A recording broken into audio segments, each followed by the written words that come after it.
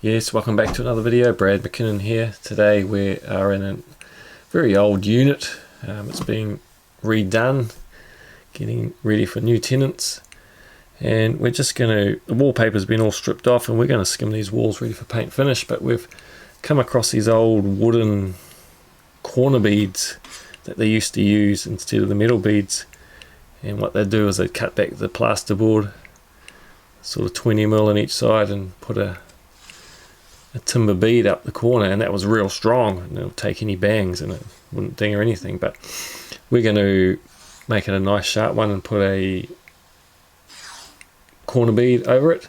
But first we want to put some masking tape over it, because if we put a slimline on there and then we put our plaster on it, the water from the plaster is just going to soak into the timber, cause that timber to swell up, and as it dries it'll end up cracking the plaster. So we want to protect that timber and sort of waterproof it with some proper painter's masking tape, just to stop any water soaking through into that timber. And we'll just go straight up and down on each side.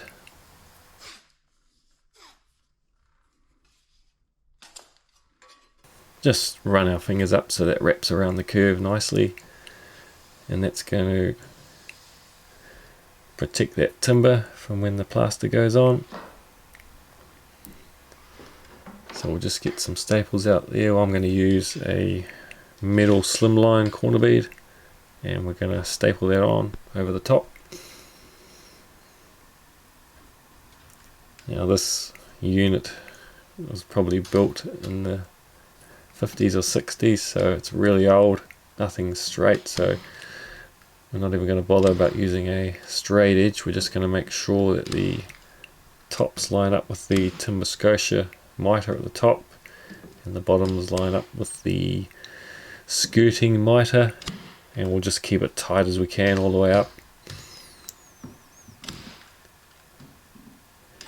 Most of these externals are got a bulge in them, so we can't really get rid of that. We'll just do the best we can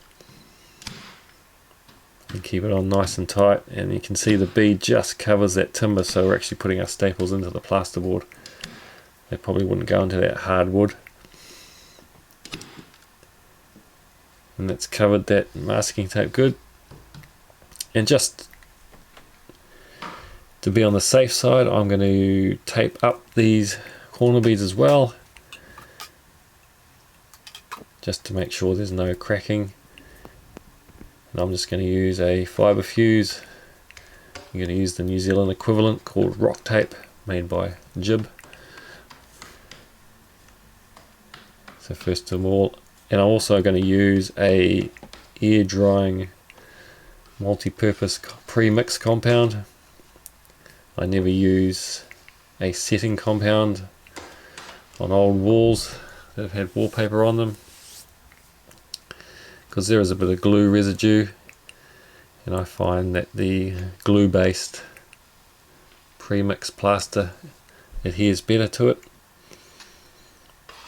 Plus the plaster there sucks the water out of the new plaster, so if we were using a setting compound, we wouldn't want that setting compound to dry before it sets, so that's why I'm just using an air drying compound. Now there's also a joint right where I'm doing that one there, so I'm also going to just tape that in while I'm doing this one and this one above the door. Eventually I'm going to tape the whole room up. Nothing's been taped in. These old wallpaper houses just had some plaster put over the joints, and every one of them's cracked. Can't quite see it on the camera there.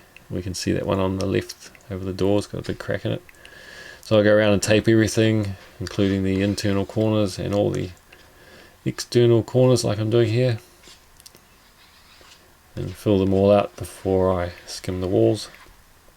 So we're just going to finish taping this crack joint here next to the external. Weird place to have a joint, but there was one there. You'd think that sheet there would be a full sheet, for some reason it wasn't. I'm just going to go over the tape, press that tape in and go over it again so the tape is embedded in the plaster. Now we're just going to finish off the other side of this corner bead. Do the same thing. I like to press that plaster into the holes of the corner bead so it goes right through.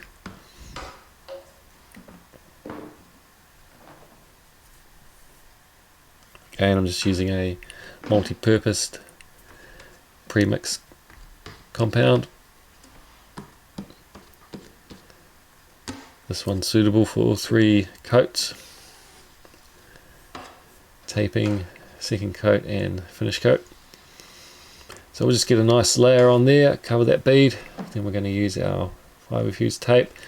Now we're just going to go right up to the corner, cover all those holes, so that just gives us another layer of protection if that wood does want to move.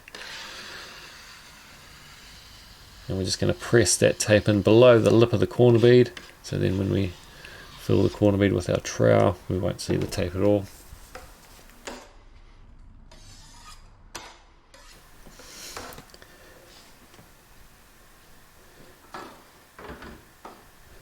So I'll just get my 12-inch trowel here. I'm using a curved trowel because once you press on that it's going to press it in nice and flat.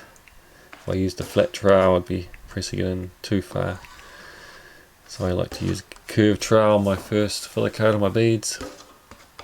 And we're also going to go across that other bit of tape we put in.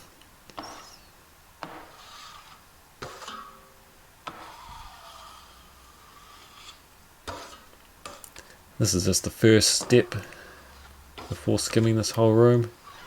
Again, I'm going to do all the joints, all the internal corners, re-screw, all where the old nails are, they're all popped. So I put a screw in where those are.